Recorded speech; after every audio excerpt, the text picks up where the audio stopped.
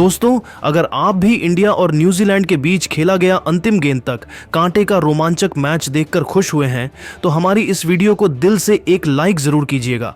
आज की वीडियो का लाइक टारगेट केवल 500 लाइक का है दोस्तों, तो वीडियो को एक लाइक करना बिल्कुल भी ना भूले दोस्तों। इंडिया न्यूजीलैंड की सबसे बड़ी जंग में दुबई के मैदान पर रोहित कोहली के तूफान के बाद जब आखिरी 6 गेंदों पर चाहिए थे, 18 बल्लेबाजी पर थे, हार्दिक के साथ राहुल आग उगलने को तैयार थे। लॉकी फर्गुसन फिर अंतिम ओवर में हुआ, ऐसा घमासान कांप उठा।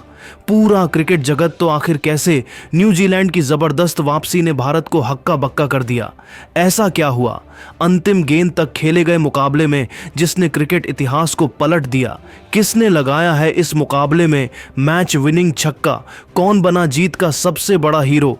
दिलों की धड़कनें कई गुना बढ़ा देने वाले इस रोमांचक सेमीफाइनल की पूरी हाईलाइट का वीडियो हम आपको दिखाएंगे।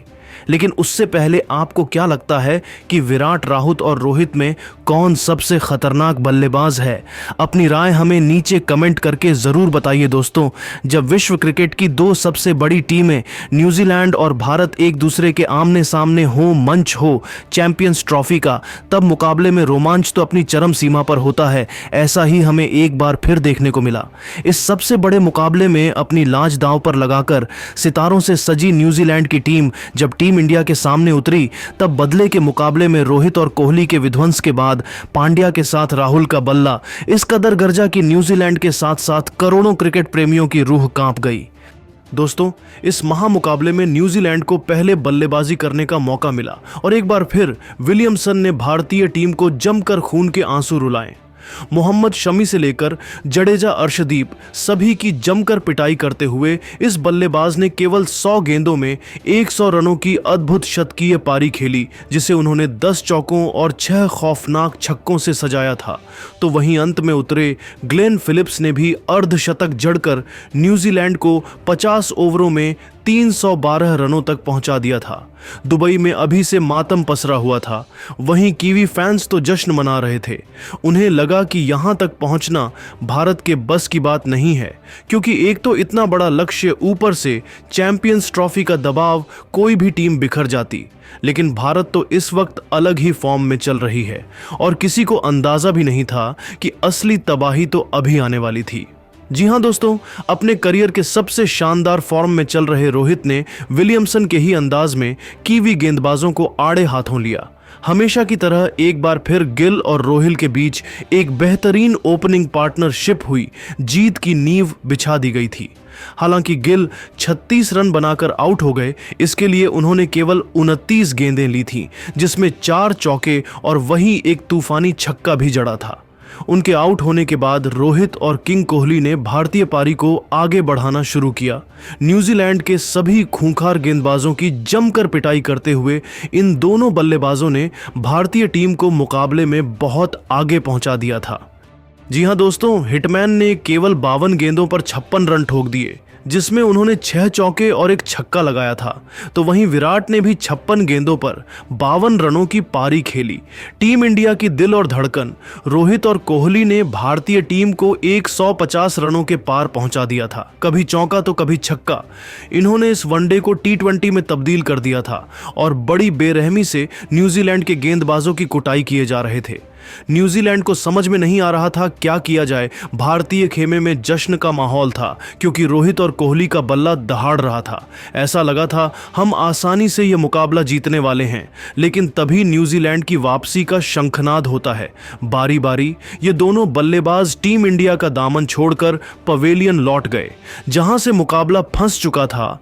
रोहित 86 रन बनाकर वापस लौटे तो किंग कोहली ने 72 रनों का योगदान दिया, लेकिन उतना ही काफी नहीं था।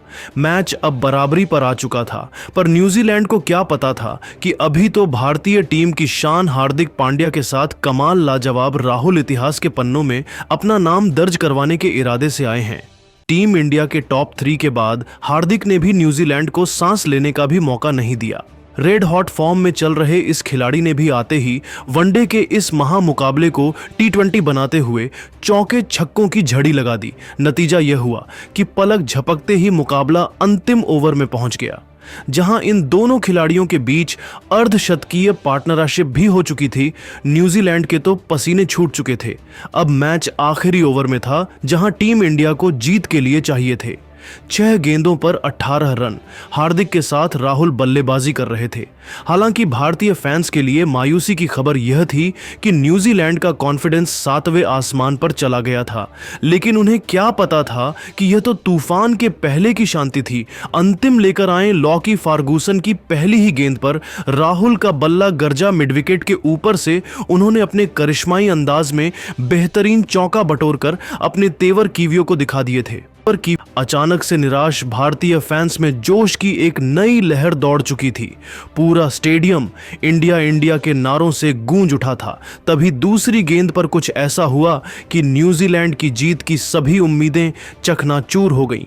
फर्गुसन ने राहुल को स्लॉट में गेंद डालने की गलती कर दी और राहुल इसे कहां छोड़ने वाले थे। उन्होंने इस गेंद को भी अपने स्कूप शॉट से बाउंड्री के बाहर फेंककर टीम इंडिया की जीत सुनिश्चित कर दी थी। न्यूजीलैंड के तो पसीने छूट चुके हैं, तो उन्हें अपनी आंखों पर भरोसा नहीं हो पा रहा था। दोस्तों, भारतीय फैंस को तो लगा था अगली ही गेंद पर राहुल मैच समाप्त कर देंगे, लेकिन मुकाबले में अभी रोमांच तो बाकी था। तीसरी गेंद पर राहुल बल्ले का संपर्क गेंद से कराने में नाकामयाब हुए, लेकिन उसके बावजूद हार्दिक ने चालाकी दिखाते हुए इस पर सिंगल चुरा लिया। अब स्ट्राइक पर आ चुके थे भारत के सबसे खूंखार बेरहम बल्लेबाज, जिनका खौफ गेंदबाज से लेकर हर एक न्यूजीलैंड खिलाड़ी के चेहरे पर साफ नजर आ रहा था। चौथी गेंद पर भी उन्होंने बैकवर्ड शॉट लेग में हल्का सा शॉट खेलकर 2 रन चुरा लिए।